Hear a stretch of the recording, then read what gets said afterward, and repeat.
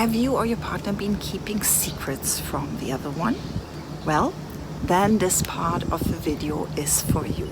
In her book, 13 Things That Mentally Strong Couples Don't Do, Amy Morin mentions as the second point, mentally strong couples, or I would say resilient couples, couples who have a good solid foundation, they don't keep secrets from each other. So first of all, why do we keep secrets? Here are a few reasons. We maybe don't want our partner to get upset or hurt, or we might be embarrassed or ashamed about something. We might worry that if we share the secret, our partner will see us in a different light. There might be a lack of trust between us, or there's a behavior we would like to continue, and we know if our partner knew about it, we wouldn't be able to do that. And last but not least, we might, with a big secret, even fear that the relationship might end. So it's important that we talk about our privacy expectations. And I actually love the suggestions Amy Morin makes in her book about what should be private and what shouldn't be private.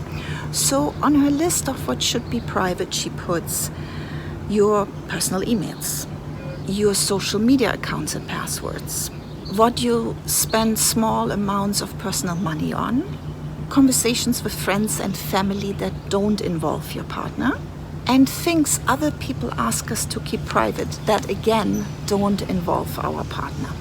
And here is what you should discuss, according to Amy Morin, and I fully agree. When a coworker, a friend, or another person is coming on to you, flirting with you, so when there is something going on in terms of sexual attraction and the potential of an affair, an ex who reaches out to you, an ex you're reaching out to, these lists would have to be continued depending on what you personally feel should be private or shouldn't be private. And you and your partner need to agree on that and commit to certain rules of privacy. So what about existing secrets that need to be addressed? It could be very helpful to hire a therapist or coach if you don't have one yet. You first need to be honest, obviously, with your therapist or coach. Apparently 93% of people are not honest initially with embarrassing secrets. And once you've got the coach involved or the therapist, you can discuss these big secrets with your partner and have an impartial person there to navigate and mediate this talk. You will definitely grow stronger as a couple when you address your secrets. How?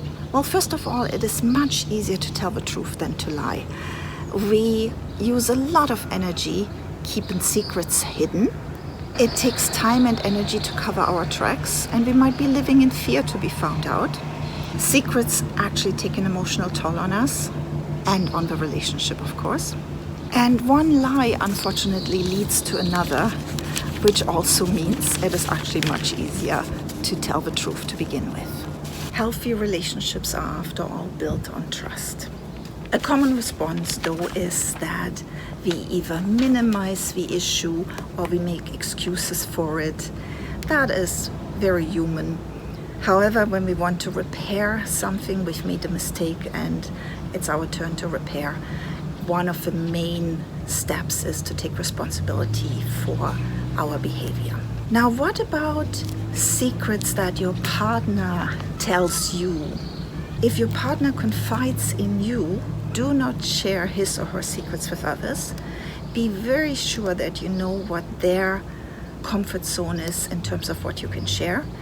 If it's secrets that become very obvious to others, let's say your partner has depression and is not going to work, so their car sits in the driveway and your neighbor sees this day after day and asks and is concerned, first check with your partner what they're comfortable that you share.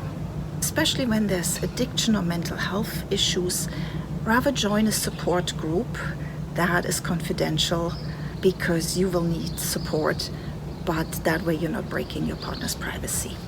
Now, last but not least, before I give you some conversation starters, here's a pet peeve of mine. People who think that it is okay to be brutally honest. You've all met these people who say, I'm just an honest person. Or that's who I am. I tell you how I see things. No, that is not honesty. That is an excuse to be unkind or mean or hurtful. And that's not okay.